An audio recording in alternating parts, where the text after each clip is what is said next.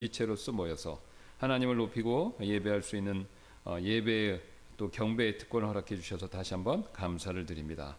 영원히 멸망받을 수밖에 없었고 또 영원히 지옥에서 고통받을 수밖에 없었던 저희를 아들 예수 그리스도를 이 땅에 보내주셔서 그분의 보혈을 통해서 우리를 구원해 주시고 하나님의 자녀로 삼아 주시고 또 하나님의 보살핌과 또 하나님의 섭리적인 손길로 우리를 늘 이끌어 주시고 또 은혜를 공급해 주시니 하나님의 은혜가 너무나도 감사하고 고마워서 이 시간 우리가 하나님께 온전히 예배와 감사와 경배를 드리기를 원합니다. 주님 홀로 예배받아 주시는 주일 될 수 있도록 모든 순서 되도록 성령께서 역사해 주시고 또 부족한 제가 또 하나님의 말씀 여기 계신 분들 또 라이브 스트림을 통해서 보시는 분들에게 전할 때 성령께서 도와주셔서 꼭 필요한 말씀이 되도록 인도해 주시길 원하며 감사드리며 모든 말씀 예수님의 존귀하신 이름으로 기도드렸습니다. 아멘. 예, 우리 계속해서 사복음서에 대한 내용 이거 살펴보도록 하겠습니다. 그래서 지난번에 이어서 우리가 그 사복음서 대접해 있죠. 요거 지금 우리가 보고 있습니다. 요거 보면서 오늘 또 제가 나눠드렸던 요 유인물 같이 보도록 하겠습니다. 자, 사복음서 대접해 봐주시면요. 우리가 밑에서부터 쭉 올라왔습니다. 예, 그래서 밑에부터 쭉 그렇게 올라와서 이제 마태복음은 왕이시다. 마가복음은 종이시다.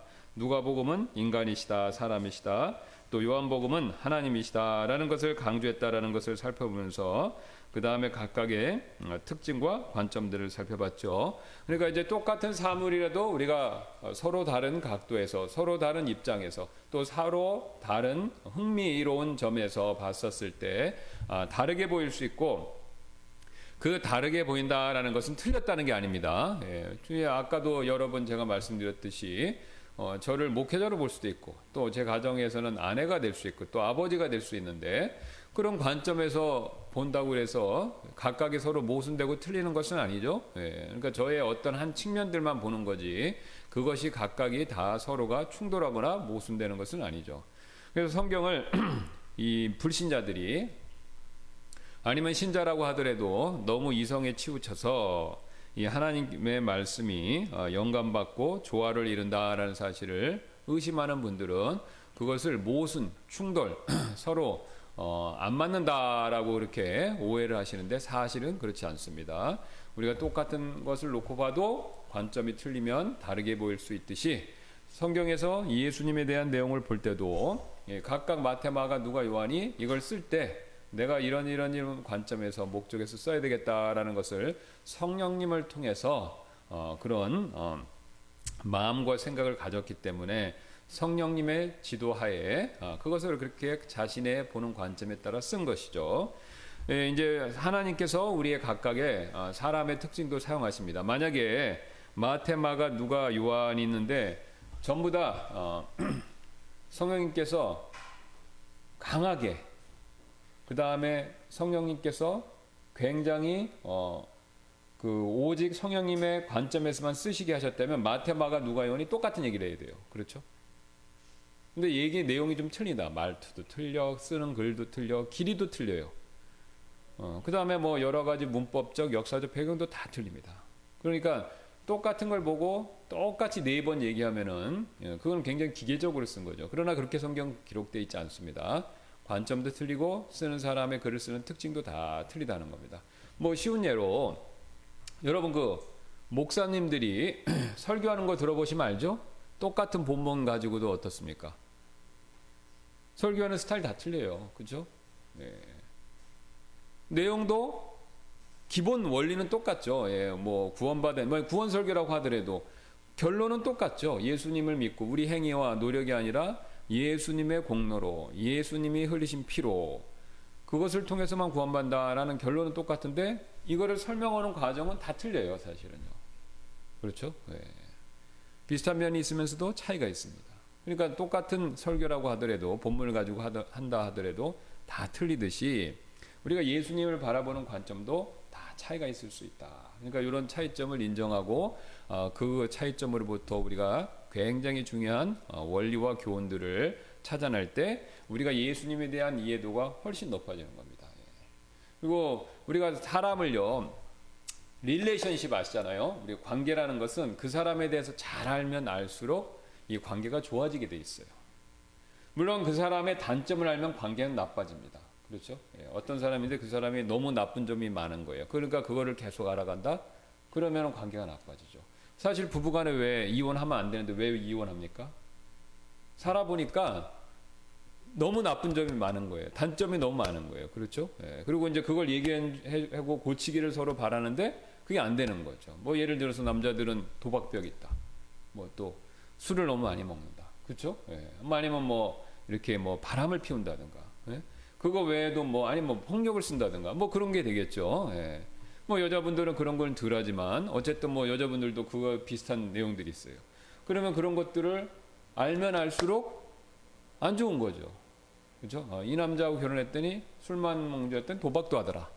도박만 하는 건 줄 알았더니 또 여자 문제도 복잡하다. 그러면 같이 살기 어려워지는 거죠. 그러니까 우리가 관계라는 것은 서로가 서로를 알아가는데 그 중에서 좋은 점을 많이 알아갈수록 관계는 좋아지게 돼 있습니다. 이 사람 만나고 알면 알수록 사람이 괜찮다, 믿을만하다, 진실하다, 또 남에 대한 배려심이 좋다. 예, 그 다음에 또 다른 사람들 생각할 줄 알고 굉장히 좀 이타적인 마음도 있다. 그런 걸 알아가면 나도 모르게 좋아지게 돼 있는 거죠. 왜냐하면 하나님이 우리에게 그렇게 만들어 놓으셨기 때문에 그렇습니다. 프로그래밍이 다 된 겁니다. 자, 그런데 이제 우리 사람 사이에는 나쁜 걸 알 수가 있어요, 사실. 왜냐하면 우리는 죄인이기 때문에. 그러나 예수님을 알아갈 때는 나쁜 것을 발견할래 할 수가 없습니다. 그렇죠? 아멘이 없으시네요. 이거는 아멘이라고 하셔야 됩니다. 무조건. 예. 예수님의 신성을 갖고 계시니까 예수님을 알면 알수록 좋은 것만 나와야 되잖아요. 그죠? 좋은 것만 있는 거잖아요. 그죠? 예. 그러니까 좋은 걸 알면 알수록 예수님에 대해서 좋은 걸 알면 예수님이 더 좋아지는 거죠. 예. 더 좋아지는 겁니다. 이거는 신학적으로 너무 당연한 거고 경험적으로도 마찬가지입니다.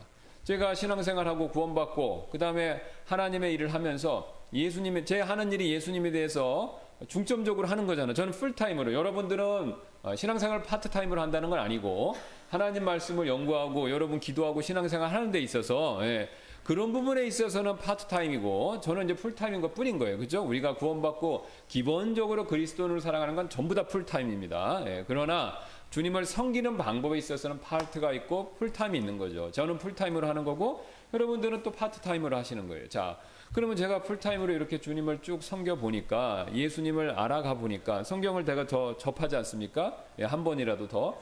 그러면 더 성경 말씀 통해서 예수님을 알아가면 알아갈수록 예수님은 놀랍습니다. 놀라운 분이세요. 예수님은 분명히 역사적으로 존재하셨어요. 안 믿는 사람도 그건 부정을 못합니다. 예수님이 뭐 가공의 인물이다? 그건 말도 안 되는 소리죠. 그래서 예수님은 역사적으로 실존하고 그분에 대해서 제일 잘 알고 알 수 있는 그 소스, 그거는 성경밖에 없어요. 그죠? 예수님에 대한 기록들도 다 있지만 그런 것들은 성경에 비해서 자세하지가 않다는 겁니다. 그리고 훨씬 더 후대에 나왔고 그리고 예수님의 그 성경을 보시면 예수님의 제자들은 직접 목격하고 배운 걸 들은 거예요. 그러니까 굉장히 1차적인 자료인 거예요. 증거상에 있어서. 그렇죠? 누가 말한 걸 듣고 쓴 게 아니라 자기가 직접 보고 들은 걸 썼으니까 1차적인 거죠. 그러니까 굉장히 신빙성이 있는 거예요. 그러니까 이게 예수님에 대해서 알고 싶으면 성경을 보는 게, 사복음서를 보는 게 가장 정확한 겁니다. 자료상. 우리가 요즘에 무슨 사건, 사고 같은 거 있을 때 경찰이나 검찰이 조사할 때 어떡합니까? 그 관련된 그 사람 관련자를 불러다가 용의자라고 그러죠. 참고인이라든가 용의자를 불러서 직접 얘기를 들어보잖아요. 그죠? 그 용의자한테 뭘 들었다는 얘기를 들었더라. 또 들었더라. 그런 사람 불러다 조사는 안 합니다. 꼭 필요하지 않는 경우. 필요한 경우가 아니라면. 그러니까 직접 그 사건을 목격한 사람, 경험한 사람, 그 사람을 불러다가 얘기를 듣고 그것에 대해서 조사를 하죠. 그러니까 예수님에 대해서도 직접 들은 사람 얘기를 듣는 게 제일 정확한 거죠. 그래서 직접 들은 사람들이 얘기를 해준 겁니다. 그리고 그 얘기를 우리가 듣고 배우면 배울수록 예수님에 대해서 놀라운 점, 훌륭한 점, 좋은 점을 발견하게 되고 우리가 그것을 알면 알수록 예수님을 좋아할 수밖에 없습니다. 좋아할 수밖에 없어요. 그래서 저도 지금까지 제 신앙 여정에서 그렇게 뭐 길면 길고 짧으면 짧다고 할 수 있는데 예수님을 쭉 알아온 결과 맞습니다. 예수님은 위대하시고 놀랍고 대단하신 분이세요. 뭐 제가 그냥 목회자니까 할 수 없어서 하는 얘기가 아닙니다. 제 신앙의 개인적인 고백이에요. 저도 처음엔 예수님에 대해서 의심하는 부분도 있었고, 예수님 안 믿었기도 했고, 의심하는 부분도 있었고, 또 궁금한 것도 있었지만, 시간이 지날수록 성경을 통해서 접해볼수록, 또 제가 신앙적으로 경험을 해볼수록, 성령님을 통해서, 뭐 신비하게 제가 예수님 봤다 이런 뜻은 아닙니다. 제가 신앙을 통해서 영적으로 그런 것을 경험해 봤었을 때, 예수님은 좋으신 분이라는 거죠. 놀라운 분이시고. 그래서 그분에 대해서 알면 알수록 우리는 그분을 더 좋아하고 사랑할 수밖에 없고, 근데 그분을 사랑할 때 우리가 주님과의 관계가 더 깊어지는 겁니다. 그럼 주님과의 관계가 깊어지면 깊어질수록 사랑을 바탕으로 우리가 신앙생활을 자연스럽게 더 잘하실 수밖에 없어요. 사실 우리가 사도들만큼 왜 신앙생활을 잘 못하느냐? 예수님을 알고 그분을 사랑하는 마음이 부족해서 그랬습니다. 그것뿐이에요. 우리도 그분들처럼 예수님에 대해서 풍성하게 알고 많이 알고, 그 다음에 그 결과 자연스럽게 예수님을 사랑하는 마음이 많이 생긴다면 우리도 하지 말라고 그래도 사도들처럼 신앙생활 할 수 있습니다. 단지 우리가 그런 기회나 또 그런 것들에 대해서 더 적극적으로 못해서 그런 것이지. 자, 그래서 지금이라도 우리가 기회는 있죠. 우리가 지금이라도 부지런히 성경 말씀, 특별히 사복음서를 통해서 예수님을 알고 우리가 예수님에 대해서 더 그것을 체험하고 경험할수록 우리가 하나님과의 관계는 깊어진다라는 것이죠. 자, 그래서 그런 목적에서 우리가 이것을 또 보고 있는 것이고요. 그래서 예수님에 대해서 각각의 가는 관점들이 그분에 대한 것을 더 자세히 가르쳐 준다. 자, 그래서 우리가 그것들을 이제 보고 오늘 나눠드린 요걸 한번 봐주시면 감사하겠습니다. 자, 여기 이제 보시면 이제 성경 말씀을 통해서 왜 이제 종, 왕, 사람의 아들, 하나님의 아들인지 우리가 이걸 볼 수 있는데, 제가 이제 순서를 약간 바꿨습니다. 원래 마태, 마가, 누가, 요한인데 이게 마가부터 시작해서 마태복음, 누가, 요한복음 이렇게 보시면 좋을 것 같습니다. 자, 왜 그러냐면요, 예수님의 그 시작, 예수님이 누구신가라는 것을, 그분의 시작을 어디서 보느냐에 따라서 마가, 마태, 누가, 요한이 굉장히 큰 다른 차이점을 갖고, 굉장히 큰 차이점을 갖고 있다는 것이죠. 자, 그러면 우리 요한복음부터 보겠습니다. 요한복음부터. 요한복음은요, 어디부터 시작하냐면은 예수님을 하늘에서 영원의 관점에서부터 시작합니다. 그래 보세요. 처음에 말씀, 여기 말씀은 예수님인 거 다 아시죠? 처음에 말씀이 계셨고, 말씀이 하나님과 함께 계셨으며, 말씀이 하나님이셨더라. 당연한 거죠. 처음이란 것은 뭐냐면 이 세상 만물이 처음 시작됐을 때 창조 시점입니다. 그럼 저를 봐주세요. 자, 제가 지금 이 핸드폰을 만들었어요. 제가 딱 연구해서, 예를 들어서 이거를 모시 1월 1일, 올해 1월 1일 딱 만들었어요. 그럼 딱 만들었으면은 이 핸드폰은 올해 1월 1일부터 존재하는 거죠. 그렇죠. 이 핸드폰은 올해 1월 1일부터 존재하고 그 다음부터 쭉 가는 거죠. 존재가 쭉 가는 겁니다. 자, 그러면 1월 1일 날 딱 만들었을 때 핸드폰은 그때부터 존재했지만 이 핸드폰을 만든 저는 그 전부터 존재한 거죠. 맞죠? 네, 맞습니다. 아이들을 보면 더 쉬워요. 아이들을 각각 낳아보신 분들 아시잖아요. 그럼 아이들을 1월 1일 딱 출생하셨습니다. 낳았어요, 병원에서. 그럼 아이는 그때부터 존재하는 거예요. 물론 뱃속에 붙어 있었지만 이 세상에 출생해서 낳은 거는 1월 1일부터 딱 낳은 거예요. 이 세상에서 존재하기 시작한 겁니다. 이 세상에서 사람으로 뭐 이름도 받고 뭐 이제 출생신고도 하고, 그러니까 사람으로서 이 세상에 온전한 사람으로서 존재하기 시작한 거예요. 자, 그런데 아이를 낳았을 때 그 낳은 어머니는 그 전부터 있었던 거죠. 예, 똑같습니다. 이 세상을 딱 만들었을 때가 처음인데, 그 처음 만들었을 때 이미 하나님은 계신 거예요. 그러면 시간과 공간이 딱 시작됐을 때 그 전부터 하나님은 계셨으니까 하나님은 시간과 공간의 제약을 안 받으시는 거예요. 왜? 시간과 공간을 만들었으니까 만들어지기 전부터 계신 거예요. 그러면 하나님은 시간과 공간 있기 전에 계셨는데 어떻게 계셨냐? 그건 모릅니다. 우리의 이해할 수 있는 영역 밖이에요. 천국에 가서 우리가 이해할 수 있을지 어떨지 모르겠는데, 이거는 우리가 이해할 수 있는 걸 넘어가는 겁니다. 우리가 아무리 죽었다 깨어나 아인슈타인 뭐 할아버지가 있다 하더라도 우리는 이 창조 세계, 시간과 공간이라는 제약 안에서만 존재하기 때문에 그 넘어서는 알 수가 없어요. 물론 뭐 가설 이런 걸 얘기하지만 그게 다 완벽하게 될 수 있는 것도 아니고, 우리가 모르는 걸 가지고 있기 때문에 그 가설도 제대로 그게 성립이 될 수가 없습니다. 가설은 몇 개의 전제 조건이 있고 그 위에 쌓는 거기 때문에 그 전제 조건을 우리가 모르는데 어떻게 그 가설이 세워질 수 있겠습니까? 그래서 바로 처음에 이 세상에 시간과 공간이 최초로 존재할 때 그때 이미 하나님은 계신 거예요. 근데 그 하나님을 누구라고 불러요? 말씀. 그러니까 말씀, 예수님은 그때 이미 계신 겁니다. 그리고 그 말씀, 예수님이 하나님과 함께 계신 거예요. 그러니까 이 세상 만물을 딱 지을 때 예수님이 계셨고 예수님 홀로 계신 게 아니라 하나님과 계신 거죠. 그래서 여기 하나님은 아버지 하나님이 되는 거죠. 그래 아들이신 예수님 말씀 아버지 하나님과 함께 계셨고 자 그러니까 그 말씀은 하나님이시죠. 왜요? 시간과 공간이 넘어서 그 전부터 존재하는 거는 존재할 수 있는 존재는 하나님밖에 없는 거예요. 그렇죠? 그렇죠. 예. 하나님 외에는 존재할 수가 없는 거예요. 그러니까 이 세상 만들 때 그러니까 지금 요한이 소급을 거꾸로 얘기하는 거잖아요. 이 세상을 딱 만들어질 때 처음에 아들이 계셨어요. 근데 그 아들은 아버지와 함께 계신 거예요.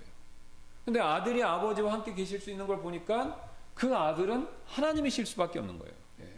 그러니까 아버지 하나님과 같이 있는 존재는 아들 하나님밖에 없죠. 그러니까 두 분 다 하나님이다. 이 뜻입니다 지금. 그래서 바로 그분께서 처음에 하나님과 함께 그래서 2절은 뭐냐면 1절을 정리하는 거죠. 정리해서 요약해서 그래서 바로 그분께서 말씀께서 또 예수님께서 처음에 하나님과 함께 계셨고 그러니까 아버지 하나님과 아들 하나님이 이 세상을 처음에 만들 때 그때 함께 계셨다 이렇게 얘기하는 거죠. 그리고 이 세상을 이제 처음에 만드셨을 때 그 일을 만드신 일을 직접 하신 분은 누구시냐면 아들 하나님이시죠. 골로새서가 이제 그 얘기를 하고 있죠. 예, 그건 다음에 이제 보고. 그래서 요한일서 1장 3절에 그 밑에 나와 있으니까 좀 보겠습니다. 모든 것이 그분에 의해 만들어졌으니 만들어진 것 중에 그분 없이 만들어진 것은 하나도 없었더라. 그러니까 아버지가 있고 아들이 있는데 이 세상이 그때 만들어진 거예요. 근데 만들어진 방법은 어떻게 하냐? 아들이 만든 겁니다. 그러니까 아버지가 지시를 하고 아들이 만든 거예요. 그래서 성경을 연구한 분들은 창세기로 갔었을 때 우리가 빛이 있으라 얘기하시잖아요. 그렇죠? 그리고 빛이 있으라라고 했었을 때 이제 두 가지 입장이 있습니다. 빛이 있으라고 했을 때 그 빛이 있으라고 말하신 분이 있잖아요. 그러면 아버지가 얘기하고 빛이 있으라고 했을 때 그 빛을 만든 분은 아들이다 이렇게 생각하시는 분이 있고 아니면은 아버지가 미리 앞에서 얘기를 해주시고 아들 자체가 아들 하나님이 빛이 있으라라고 얘기하신 거다라고 생각하시는 분이 있어요. 근데 어느 쪽으로 생각하든 상관없이 결론은 똑같습니다. 아들이 그 빛을 만든 거예요. 여기 요한일서 1장 3절하고 그 다음에 골로새서에도 나와 있고 분명히 예. 자 그래서 이 세상을 만드신 아버지와 함께 하늘에 계셨던 그 아들께서 보세요 14절 쭉 가다가 14절에 이렇게 결론을 내립니다. 말씀이 육신이 되어 우리 가운데 거하심에 우리가 그분의 영광을 보니 아버지의 독생하신 분의 영광이요 은혜와 진리가 충만하더라. 그러니까 그 말씀이 육신 사람이 되셔서 우리 사람들 가운데 이 세상에 거하심에 우리가 그분의 영광을 보니 그분의 영광을 보니까 대단하시잖아요. 왜요? 아버지와 함께 계셨고 하나님의 영광을 가진 겁니다. 이 세상을 만드신 거예요. 창조의 영광을 가지신 분이에요. 그러니까 그분의 영광을 보니 아버지의 독생하신 분의 여기 독생하겠다는 것은 only begotten 그러니까 유일하게 낳으신 분. 그러니까 이게 낳았다라고 했을 때 말씀드렸죠. 예, 고양이는 고양이, 개는 개, 원숭이 원숭이, 사람은 사람, 하나님은 하나님. 그러니까 하나님이 낳았으니까 하나님이시다 이거예요. 그러니까 근데 여기서 독생 유일하게 낳은 거예요. 그러니까 하나님이 유일하게 낳은 아들이 누구냐면 그러니까 사람은 여러 사람을 낳을 수가 있잖아요. 예. 근데 하나님은 딱 한 존재만 낳았어요. 그게 누구냐면 아들 하나님, 예수님이라는 거예요. 그러니까 유일하게 낳으신 아들.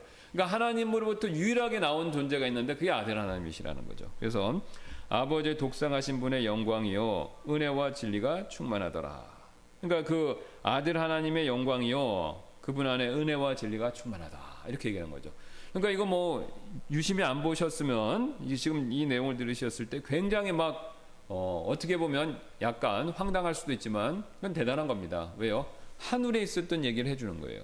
그러니까 요한이 자기가 아직 죽지도 않았는데 이런 얘기를 한 건 뭐냐면 성령님의 감동을 받고 마치 자기가 하늘에서 본 것처럼 얘기하는 거지 않습니까? 영원전회로 가서 자기가 이 세상에 창조됐을 때 아버지와 아들이 함께 계셨던 것을 본 사람처럼 얘기하는 거예요. 그럼 요한이 그걸 보고 얘기하는 게 아니죠. 성령의 감동을 받고 그 감동하심에 따라 이걸 쓴 겁니다. 그래서 요한이 하늘에 있었던 놀라운 사실 바로 삼위 하나님이 어떻게 계셨고 그 다음에 어떻게 이 세상을 만드셨고 그분이 어떻게 이 세상에 오셨는지 아들 하나님이 그것을 우리에게 지금 보여주고 있는 거죠. 그러니까 하늘에서부터 시작해서 이게 내려오는 겁니다. 자, 그 다음에 이제 누가복음 보겠습니다. 누가복음은 어떻게 예수님의 출발 시작을 어떻게 얘기하냐면요. 비로소 3장 23절입니다. 비로소 예수님 자신이 30살쯤 되시니라. 이제 30세 공생애죠. 사람들이 생각하기에 이거 중요합니다. 사람들이 생각하기에 이분은 요셉의 아들이신데 요셉은 헬리의 아들이요. 자, 그러면서 이제 쭉쭉쭉쭉 올라가죠. 자, 여기서 밑으로 쭉쭉 이렇게 헬리의 아들이요. 누구는 또 헬리의 아들은 누구의 아들이요. 누구의 아들이요 하면서 34절까지 이어집니다. 그러면 거기서 이제 유다는 야곱의 아들이요. 야곱은 이삭의 아들이요. 이삭은 아브라함의 아들이요. 아브라함은 데라의 아들이요. 데라는 나홀의 아들이요. 이렇게 쭉쭉쭉쭉 올라가는 거죠. 그래서 창세기 우리 알고 있는 계보대로 거꾸로 쭉 올라가서 38절 보겠습니다. 게나는 에노스의 아들이요. 에노스는 셋의 아들이요. 셋은 아담의 아들이요. 아담은 누굽니까? 하나님의 아들이었느니라. 그러니까 예수님의 계보를 여기 30살일 때 계시는데 딱 30살입니다. 그 30살이 된 거를 거꾸로 소급을 해서 올라가는 거죠. 거꾸로 소급을 해서 올라가서 누구까지 간 겁니까? 아담한테까지 간 겁니다. 아담한테까지. 근데 흥미로운 것은 여기 요셉의 아들과 아담의 아들이에요. 자, 근데 아담은 하나님의 아담의 아들이요. 예, 죄송합니다. 그 다음에 아담은 하나님의 아들이다. 그러면 여기서 자, 두 가지 요셉의 아들과 하나님의 아들 요걸 봐야 되는데 자, 여기 아담은 하나님의 아들일 수밖에 없죠. 왜 그렇습니까? 하나님의 형상대로 만들어졌으니까. 하나님의 형상대로 만들어져서 하나님의 아들입니다. 그러면 또 예수님은 요셉의 아들인데 실제로는 예수님은 요셉의 친자식은 아니죠? 양부예요, 양부. 네. 왜 그렇죠? 예수님의 아버지는 누굽니까? 하나님이시잖아요. 그래서 예수님이 마리아의 태를 빌려서 이 세상에 사람이 되신 것은 맞는데 그렇다고 해서 요셉으로 말미암아 사람이 되신 건 아니라는 거예요. 그러면 요셉은 누구냐? 친부가 아니에요. 양부입니다. 입양된 거예요. 자, 그래서 거기 사람들이 생각하기에란 말을 넣은 겁니다. 그러니까 이걸 안 믿으니까 사람들은 이 나사렛의 예수 목수 요셉의 아들이잖아 이렇게 생각했다는 거죠. 근데 요셉의 친자는 아니라는 거예요. 그러니까 친자 예를 들어서 농담 유머입니다. 예수님 친자 검사하면 요셉이 안 나오는 거예요. 그럼 친자 검사하면 누가 나오는 거예요? 하나님이 나오는 겁니다. 예. 자, 그래서 요셉의 아들이지만 실제로는 친자식은 아니고 양아버지가 되는 거죠. 법적으로. 자, 그래서 여기 누가복음 보면 예수님을 누구의 아들로? 아담. 근데 아담은 히브리어 말로 사람입니다. 그러니까 사람의 아들, 아담의 아들로 예수님을 소개하고 있는 것이죠. 예. 그러니까 요한복음은 하늘에 계셨던 하나님의 아들. 그 다음에 누가복음은 누구의 아들? 사람의 조상이었던 아담의 아들. 그러니까 이게 완전 100% 사람이다 이 뜻이죠. 자, 그 다음 마태복음 가보겠습니다. 마태복음은 이제 아브라함의 자손이요 다윗의 자손이신 예수 그리스도의 세대에 대한 책이다. 그러면서 예수 그리스도를 누구로 소개합니까? 아브라함 자손, 다윗의 자손. 근데 이제 이게 이제 우리 한국 번역본에서 약간 논쟁이 됐던 부분인데 아브라함의 자손을 먼저 써야 되냐, 다윗의 자손을 먼저 써야 되냐 이게 있었을 때 이제 우리나라 말은 우리나라 이제 어순이 도치되잖아요. 예, 그러니까 그거에 따라서 한글 흠정역은 아브라함의 자손이 먼저 나오고 다윗의 자손이 나왔는데 영어 킹제임스를 보시면요. The Book of the Generation of 그 다음에 Jesus Christ하고 콤마가 나옵니다. 콤마는 동격인 거 다 아시잖아요. 그 다음에 그 콤마 다음에 누가 나옵니까? The Son of David. 그 다음에 The Son of Abraham. 그러니까 다윗을 먼저 넣었다는 거예요. 그러니까 그 얘기는 뭐냐면 예수님은 다윗의 자손이면서 또 누구의 자손이다? 아브라함의 자손이다. 그러니까 지금 첫 번째 다윗의 자손을 얘기했기 때문에 지금 마태가 얘기하고 싶은 것은 뭐냐면요. 예수님은 다윗의 자손이다 이거예요. 자, 그럼 우리는 다윗의 자손이다? 뭐 다윗의 자손인가 보다 이러는데 유대인한테는 다윗의 자손이다. 그러면 딱 와닿는 말이 있어요. 뭡니까? 왕이에요. 이스라엘의 왕국은요 다윗으로부터 출발했어요. 물론 사울이 있었지만 사울은 폐위되지 않았습니까? 예. 하나님께 불순종했기 때문에 사울은 폐위가 됐어요. 하나님께서 그를 버리셨죠. 자, 그 뒤로 하나님의 마음에 합한 사람으로 하나님이 다윗을 세우셨고 다윗이 왕이 되고 그 후손들이 계속 왕권을 이어왔어요. 솔로몬 다음으로 남북으로 나뉘긴 했지만 어쨌든 다 다윗의 후손들이에요. 그 다윗의 집안들이 쭉 왕권을 이어서 왔는데, 자, 그때 하나님께서 한 가지 다윗한테 놀라운 약속을 하셨죠. 너의 그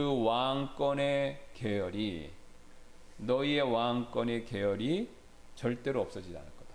영원한 왕권이 이어질 것이다. 이 약속을 해주신 거예요.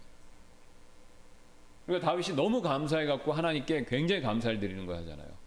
근데 인간의 왕국, 그러니까 인간의 왕권은요, 쭉 내려오다 다 사라져요. 자, 비근한 예로 우리 조선 왕조 이씨, 그죠? 전주 이씨. 지금 실제 하지만 언제 시간이 쑥쑥 지나면 뭐 이제 모르는 겁니다.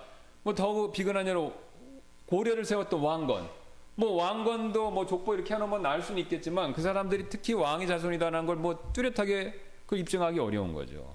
그죠? 예. 세상의 왕족들 그 계보들은 쭉 있지만 시간이 지나면 다 흐려지고 사그라지고 없어집니다. 예. 그러니까 그나마 이제 우리나라가 족보를 열심히 적으니까 유대인들처럼 우리가 역시 족보를 열심히 적으니까 그래서 우리가 이렇게 추적을 할 수 있는 거지. 그걸 뭐 열심히 하지 않으면 왕족이든지 뭔지 잘 모른다는 겁니다. 예. 그런데 하나님께서 다윗한테는요 놀라운 약속을 주셨어요. 그래서 그 다윗의 씨가 결국은 이제 다윗의 후손 중에 누가 왕권을 차지하고 그 다음에 그 왕국은 영원할 것이다. 이걸 얘기한 거죠. 그러니까 다윗은 알아차린 겁니다. 아, 메시아가 나의 후손으로 오는구나. 그걸 알아차린 겁니다. 근데 바로 그 메시아가 누구냐? 바로 예수님이죠. 근데 그분은 누구로 오셨냐면 지금 마태의 강조점에 따르면 다윗의 씨, 다윗의 자손으로 오신 거예요. 그러면 유대인들이 이걸 너무 잘 알고 있기 때문에 다윗의 자손이다. 그러면 이분은 왕이네. 이렇게 이해한 겁니다. 그러니까 우리나라로 치면 나 전주희 씨 뭐 무슨 파가 지금 왕권인지는 모르겠습니다. 뭐 전주희 씨 무슨 파다. 전주희 씨 중에도 있잖아요. 뭐 무슨 파. 무슨 공에 무슨 공이다. 그러면 딱 전주희 씨들은 다 알아들을 거 아니에요. 이분이 진짜 지금 조선이 있었으면 적통해서 지금 왕이 될 사람이네. 근데 이제 조선은 사라졌잖아요. 그죠? 네. 그러나 다윗의 왕권은 그 영원토록 간다고 얘기한 거예요. 그러니까 다윗이 딱 알아차리고 너무 감사했고 그것에 대해서 그걸 확실히 믿었던 겁니다. 유대인들도 그걸 알고 있었고. 그러니까 다윗의 자손이다. 그러면 왕이다. 그러니까 다윗의 자손이 호산나, 예루살렘 입성했을 때 다윗의 자손이 호산나하고 종려나무 가지 그걸 막 흔들고 찬양을 했잖아요. 그러니까 그때 잠깐은 믿은 겁니다. 아, 이분이 메시아로서 입성하는 거예요. 메시아는 이제 다윗을 따라야 되잖아요. 다윗이 예루살렘을 차지해서 뺏어서 자기가 거기에 그 수도로 삼지 않았습니까? 예. 원래 그 가나안 족속들이 갖고 있던 걸 다윗이 마지막에 뺏은 거잖아요. 그래서 뺏어서 예루살렘에 자기가 수도를 세우고 통치를 했는데 바로 거기에 와서 통치를 해야 되기 때문에 예수님이 예루살렘에 마지막에 입성하시니까 야, 드디어 다윗의 자손 메시아, 다윗의 왕권을 이어받을 사람이 이 왕국의 수도에 입성했구나. 이 콜 뭡니까? 우리는 로마에서부터 해방이다. 이렇게 기대를 한 겁니다. 그래서 처음에는 예수님이, 그러니까 이제 물론 예수님이 예루살렘을 몇 번 왔다 갔다 하셨어요. 예.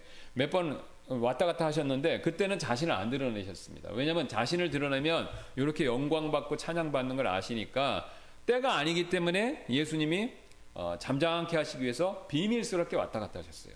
그러나 이제 자신이 때가 되었을 때는 자신을 드러내셨기 때문에 백성들이 이제 와, 예수님 대단하신 분, 대단한 기적과 이적 다 알고 있었어요. 그 사람들은 모세나 구약에서 최고 기적을 많이 한 사람 모세 엘리야입니다. 모세 엘리야를 최고로 기적 많이 베푼 사람으로 꼽습니다. 모세는 10가지 양 하나님 도구를 사용했죠. 그 뒤에도 많이 있었고 광야에서 엘리야도 죽은 사람 살리기도 얼마나 뭐 대단한 그 기적을 많이 일으켰습니까? 그러니까 대단한 그 기적을 일으켰는데 가만 보니까 예수님은 더 많은 거예요. 그러니까 더 많으니까 이분은 더 대단한 선지자구나. 게다가 이분 말씀을 들어보니까 자기가 메시아한 것을 스스로 또 말씀하세요. 바리새인과 서기관들은 그걸 싫어했지만 예수님이 그렇게 또 말씀을 하시는 거예요. 그리고 그 권능을 놓고 봤었을 때 그분이 맞다. 그래서 엄청나게 환영했지만 너무나도 어이없이 십자가에 체포되셔서 십자가 못 박혀 죽으신 겁니다. 그러니까 황당무계한 거죠. 예. 이제 우리를 로마의 압제로부터 풀어주고 자유를 주고 구약에 예언된 메시아로서 영원한 왕국을 세울 걸로 기대했었는데 그래서 이스라엘이 진짜로 이방인 가운데 등불과 같은 그다음 높은 산에 있는 빛 같은 역할을 하는 국가로, 그러니까 이제 지금으로 치면 미국 같은 지위를 우리가 얻을 것이다, 우리로 치면요. 그렇게 생각했는데 너무도 허무하게 돌아가시는 겁니다. 자, 여기에 이제 하나님의 신비가 있는 거죠. 예수님은 우리의 죄 문제를 먼저 해결해 주시기 위해서 십자가에서 사람들의 관점에 왔었을 때는 허무하게 돌아가신 것이었죠. 자, 그러나 예수님께서 우리의 죄 문제를 먼저 해결해 주셔야 그리스도의 메시아 왕국이 온전하게 성취되고 이루어질 수 있다는 것을 이미 너무나도 잘하셨기 때문에 그 부분부터 해결해 주신 겁니다.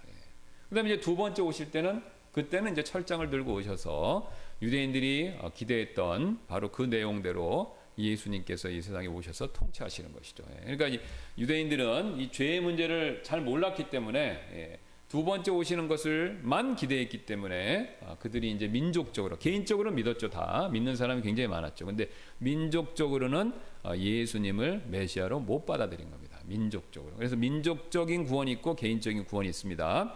개인적 구원은 천국이냐 지옥이냐 가는 걸, 영원한 운명을 가늠하는 거고, 민족적 구원이라는 것은요, 그 민족이 압제로부터 구출받느냐 구조받느냐 이걸 얘기해줘. 그러니까 출애굽은 개인의 구원을 얘기하는 게 아니라 뭡니까? 민족적 구원이잖아요.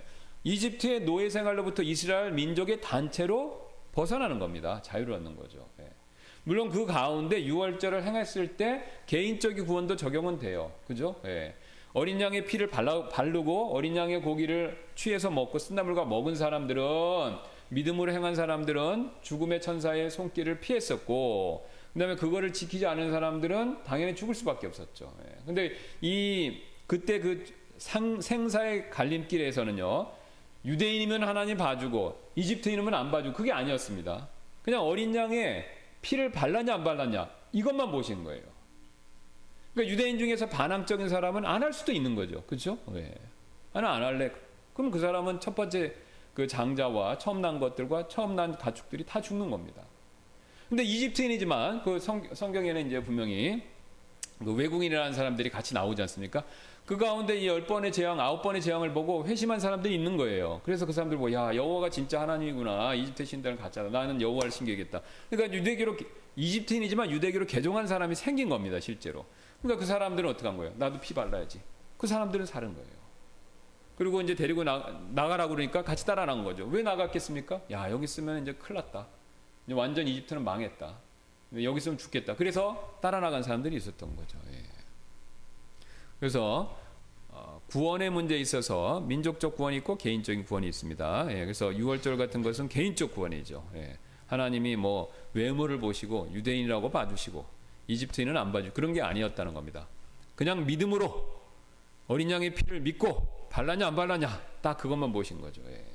자, 마찬가지로 우리가 민족적하고 개인적 구원을 구별해서 보는데, 어쨌든 이스라엘은 민족적으로는 예수님을 배척했습니다. 개인적으로 믿은 사람들은 많이 있지만, 그래서 민족적으로 배척한 결과 어떻게 됐죠? AD 70년에 예루살렘 성전이 망하면서 그 다음에 2000년간 떠돌이 불황의 그 온 세상을 흩어져 다니는 핍박과 고난과 여러 가지 고통을 받는 그런 삶을 살다가 이제 1948년에 우리나라랑 동일하게 건국한 거 다시 회복한 거지 않습니까? 그래서 이스라엘 백성들이 이제 그런 상태에 있고, 그래서 이스라엘 백성들이 또 정신 못 차리면 또 흩어지는 거예요. 그래서 제가 신학교 있을 때 그 교수님이 이제 그 얘기를 한번 하시더라고요. 그러면 이스라엘 백성들이 저기 있는데 이 상태로 예수님 꼭 오시는 겁니까? 그랬을 때 자기는 그렇게 안 믿는다고, 그분은 그렇게 안 믿는다고 그러시더라고요. 왜냐하면 이스라엘 백성들이 거기서 또 정신 못 차리면 하나님이 또 한번 흩으실 수 있다는 거예요. 근데 이제 흩어졌다가 또 다시 모이겠죠, 그죠? 그러니까 또 다시 모였을 때 그때 이제 또 정신 차리면 그때가 바로 예수님 오시는 때라는 거죠.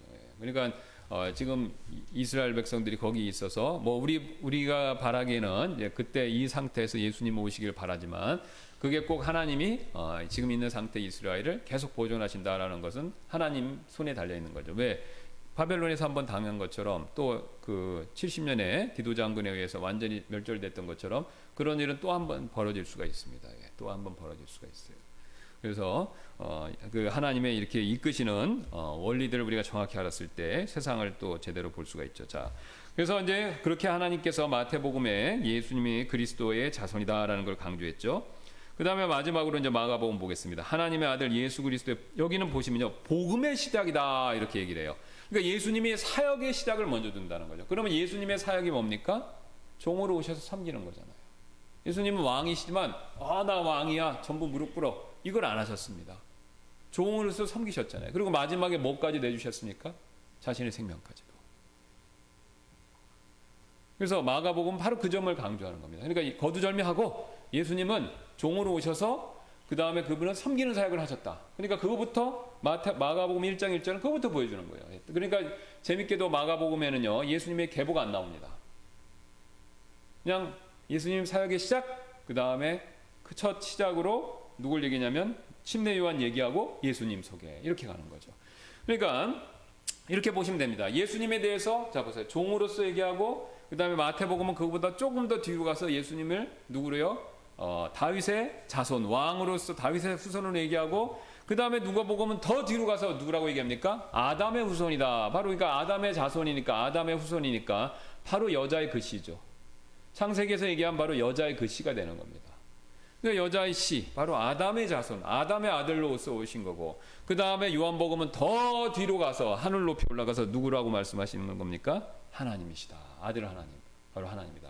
그러니까 지금 벌써 이 마가, 마태, 누가, 요한이 네 그 기자의 관점이 예수님에 대해서 다른 관점을 주면서도 이게 통일이 되면서 예수님에 대해서 전체적으로 우리가 이해할 수 있게 가르쳐 주는 거죠. 그러니까 요한은 하늘에서부터 시작하고 누가는 바로 아담부터 시작하고 마태는 다윗부터 시작하고 그 다음에 마가는 바로 그 예수님의 사역의 시작을 그 예수님의 시작점으로 보고 있는 것이죠. 예. 그래서 이런 관계로 쭉 연결되고 내려온 것을 우리가 확인할 수가 있습니다.